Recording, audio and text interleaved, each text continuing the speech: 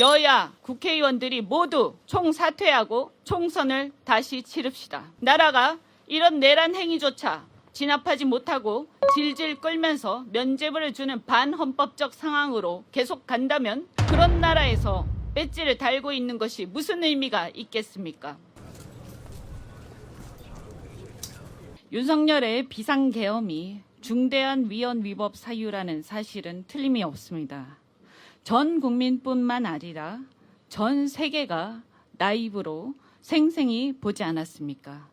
그런데 파면 외에 어떤 다른 결론으로 전 세계를 설득할 수 있겠습니까? 대한민국이란 국가의 국격과 대외 신인도의 고속 추락은 불보듯 뻔한 상황이 초래될 것입니다. 논리적으로 윤석열 탄핵은 찬반이 있을 수가 없습니다. 왜냐하면 윤석열을 복귀시키자는 일각의 견해는 군사 독재가 무너진 이래 확립된 우리 헌법의 문민 통치 원칙, 즉 군사 쿠데타 금지의 원칙, 삼권 분립 원칙, 사법부 독립의 원칙과 민주공화국 원칙, 정치 활동가, 언론 집회, 결사의 자유, 의사들의 복귀와 의대생들의 자유로운 직업 활동과 학업의 자유에 대한 침해 등 온갖 헌법 원리 등의 정면으로 반하는 견해에 불과합니다. 따라서 그런 견해 혹여라도 만에 하나라도 헌재 일부가 부화내동하거나 기한 없이 계속 지연해서 정치적 불확실성을 증대시켜 나라를 망가뜨린다면 헌법 수호의 마지막 보루인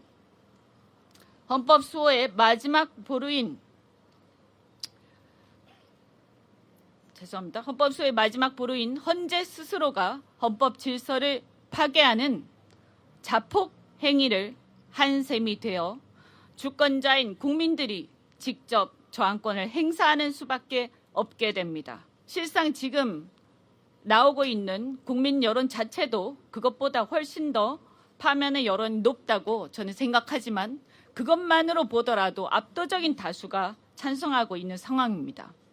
그런데 헌재는 도대체 지금 무엇을 하고 있습니까?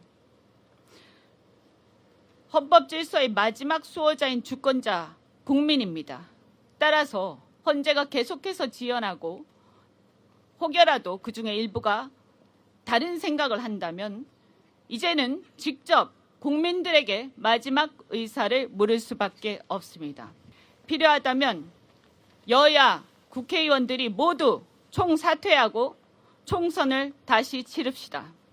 나라가 이런 내란 행위조차 진압하지 못하고 질질 끌면서 면죄부를 주는 반헌법적 상황으로 계속 간다면 그런 나라에서 배지를 달고 있는 것이 무슨 의미가 있겠습니까?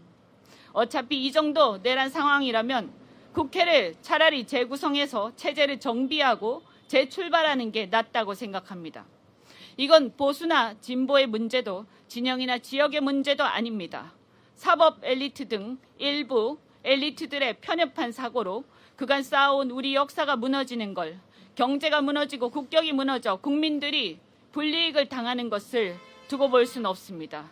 하지만 그런 우리의 각오를 실현하는 힘조차도 주권자의 국민으로부터 나옵니다.